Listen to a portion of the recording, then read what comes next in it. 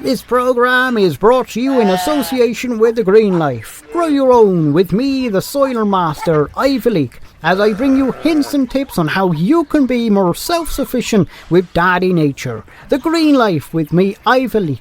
Learn to live your best sustainable life.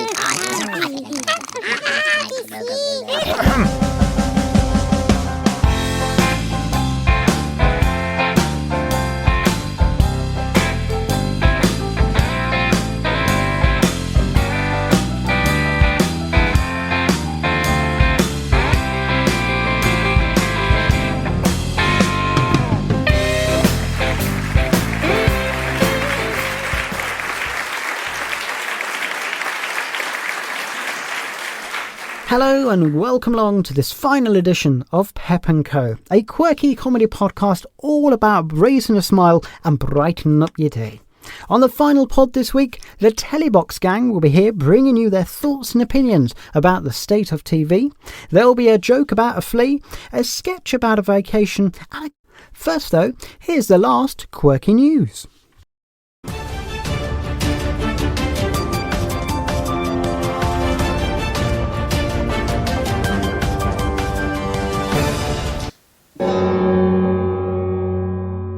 Your latest quirky headlines. Plastic knives to be made redundant. They simply aren't cutting it. A truckload of Vicks Vapor Rub overturned on the Crackbottom Highway today. Amazingly, there's been no congestion for 8 hours. In a drive to improve standards in service and hygiene, a West End hotel today dismissed a waiter for having his thumb in the soup. They also dismissed a topless waitress for 2 similar offences. And finally, local archaeologists digging in pyramid in Egypt have found a mummy covered in chocolate and hazelnut. They believe it to be none other than Ferrero Rocher. And now over to Wayne Bow for the latest weather. Thank you, Moron Bruce. Looking at your latest weather, as you can hear, it is currently raining. Let me just check. Yes, it is definitely raining, and there is thunder appearing in the east. You're up to date.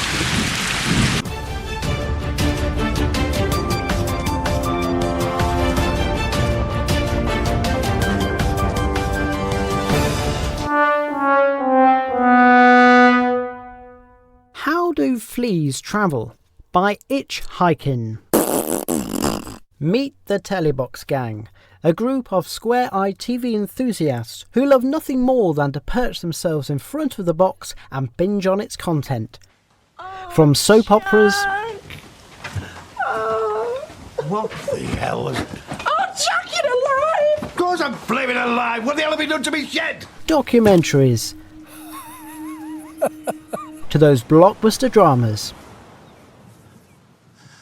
What? Let's see what they have to say about the current state of TV. This week, retired couple Harold and Hetty Box have been settling down to catch up with Emmerdale. Oh yes, it were bloody good Emmerdale this week. Oh, and that Caleb Dingle. Oh, he's a nasty piece of work, isn't he? A bit like his brother, Kane Dingle. Now, Emmerdale, oh, we've been watching it from the beginning, haven't we, Harold, eh?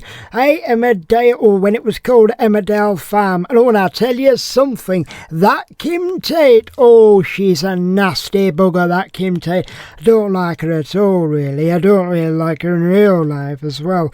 But yes, oh, I did feel sorry for Dan recently. He's had a bit of trouble and ended up in prison, eh? Hey, what do you say, Harold? Oh, you've always got your head in that paper, Harold. Local couch potato family the Tates have been enjoying the Saturday instalment of Michael McIntyre's The Wheel. Yes, me and my wife have been particularly enjoying watching that Michael McIntyre's The Wheel. We find it a highly amusing programme, particularly when the contestants get the questions wrong. The other night, however, we did find it rather poignant that the last contestant was really applauded for getting the question right. At Crackbottom Zoo, Oscar, the talking orangutan, has been watching the latest edition of Gardener's World. Oh yes, I do particularly enjoy going out into the wild nature and doing my bit for the land. I'm particularly enjoying watching Monty Don last week when he was talking about looking after your rose bushes. And now I'm a particular fan of rose bushes as well as getting down and dirty in the soil. I was particularly pleased as well, actually, listening to the chap on there, Monty Don, about how you can look after your gooseberry bushes this year. Now, gooseberry bushes are a very unique, rare of flowering bushes that are available sometimes in the wild out of back of Africa, where I was obtained quite a while ago. So it's nice that they've finally come into the United Kingdom. I particularly enjoyed the episode of Gardener's World where they were at the HRS Hampton Courties, where they were there and showcasing all the latest and beautiful gardens overgrown, but also in bloom this way, particularly with the sunny weather we're having. Local lazy teenager PJ has certainly been enjoying binge watching the latest box set available online.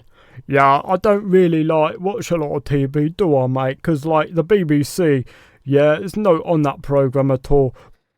Local egg farmer Eddie Eggwood was enjoying the latest edition of Saturday night drama series Casualty. Yes, a very poignant series watching Casualty. I was particularly most impressed by the episode a couple of weeks ago where they dedicated it to the NHS, the National Health Service we have here in the UK, celebrating the 75th anniversary. My wife many years ago was taken in by the NHS by a young nurse called Duffy Fairhead. Absolutely marvellous work they did there on her, and you can see all the passion and dedication that's gone into producing such a quality Saturday night programme like Casualty City. Last week, I flew on one of those new budget airlines. Before we took off, the stewardess reminded us all to fasten our sellotape. Do you live in a house like this? Is your house a complete hole? Can't be asked to clean? Then maybe you're suffering from lazyitis. Lazyitis is a condition that affects 5 over 3 people in the UK who spend the majority of their life on the sofa and they can't be bothered to clean their cesspit. Clinical trials are currently in the progress, but overall results is they just don't give a For more information about lazyitis, then visit www.getoffyourlazy.com. I am an MP. I am a teacher. I am a man. I look down on them because I earn 85,000 a year. I look up to him because I want to earn as much money as him. But I look down on him because I earn 28,000 a year and can afford to go on strike. I know my place. I look up to them both, but I don't look up to the teacher as much as the MP because he's got more money than me. I have loads of money, but I'm currently being investigated for fiddling my expenses. So now I look up to him. I still look up to him, even though he is fiddling his expenses. But I still look down on him, because I still earn 28,000 a year and can still go on strike. I know my place. I still look up to them both, but while I am poor, I am honest, hard-working and trustworthy. Had I the inclination, I could look down on them, but I don't. We all know our place, but what do we get from I get a feeling of power and superiority over them. I get a feeling of inferiority from him, but superiority over him. I know my place. My trousers got a hole in it and my bum's getting cold.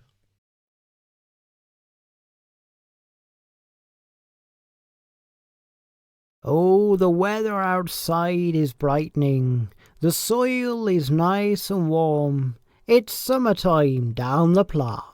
Welcome to the green life.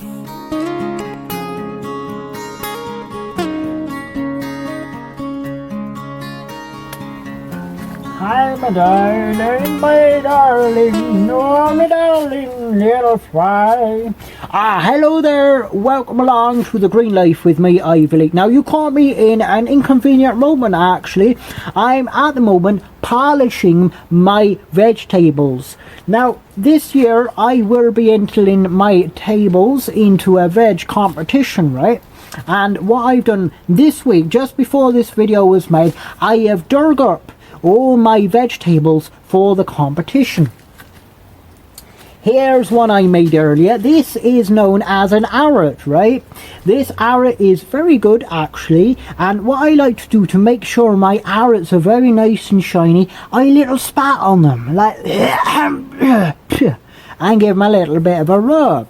Now, you got to be very careful when you're polishing your arrots, because the arrots have eyes, right? And if you can see just there you see those arrots there and little eyes, so that arrot is watching you, right? Now, I also grow my own potatoes. There we go, that is a potato, and it's a good potato this year. I've had small potatoes before, but this year that is a massive one, I tell you now. Now, once again, with a potato and a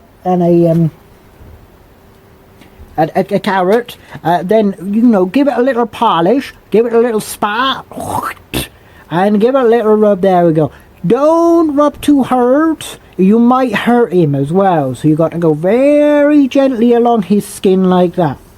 What I also like to do before I give my fruit tables to the local competition is I like to test them first, because right, the other year we had a judge that came along to a fruity table competition, and he took into my tables quite a lot, and he said, Ivor, my God, I've never tasted tables like this before. So I have to test them before to make sure they taste really nice. Now, what I do, I actually don't eat these potatoes myself. No, I let other people test these ones, but I do like a nibble on my own carrot. And just to prove you, there we go. That is a nice chunky bit of carrot there that will be entered into the fruit and veg competition. Very crunchy indeed. So yeah, ready for my fruity competition. So once again, a big tip for you: if you're entering your carrots and your potatoes into a competition, then what you need to do is spat on them first and clean them from all their dirties in the ground. I've been Ivy League, and you've been watching The Green Life. Hello, yes, hello to you all, and thank you for tuning in to this little video. I am Professor A. Wordsmith. Professor Arthur Wordsmith, a lecturer at the University of Crackbottom and Professor of Wormiology. I am here today to pass on to you one of my quirky words. Now, one of these quirky words can now be found in my recently published pamphlet of 150,000.5 words known as Words and Me by Professor Arthur Wordsmith. I am here today to showcase one of those words. This week's worm is cattywampus. There we go. Cattywampus. Now, many of you thinking this may be doing to something about pussies and cats. No, that is nothing to do with the origins of those animals. In fact, cattywampus is about direction. And this also means and links into catty corner. Something some people do when they go around a corner is apparently catty corner. So the next time you think you're going round a corner, or you watch someone else go round a corner, they are actually cattywampusing. Until the next time, good flu blue.